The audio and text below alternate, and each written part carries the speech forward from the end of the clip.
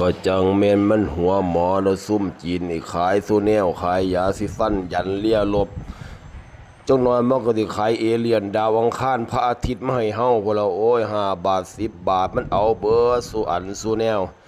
อย่าคิดว่ามันสิง่ายเด้อทีละ5 บาท10 บาทก็ซื้อง่ายขายของซื้อซุมื้อกินซุมื้อได้ซุมื้อบ้านเฮาโอ้ยสัวสิได้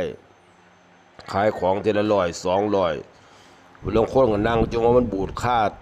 เตียงค่าตังค่าโต๊ะค่ากระมังถังแตกก็ยังบ่ได้มีคนซื้ออยู่ของเขาละ5 บาท10 บาทแล้วไปซื้อง่ายโอ้ยตะนายได้กินก็บ่ได้ใส่แล้วก็เพพังก็ซื้อไม่ความสุขทางจิตใจรอเอาเงินเด็กน้อยแต่ประเทศจีนเนี่ยว่าเฮ็ดจังได๋ก็ประเทศจีนดีเนาะเอาสิแก้แค้นจังได๋เด้อเฮ้อเอาจังใดดีเนาะมีหยังไปขายให้เขาอยู่บ่เฮา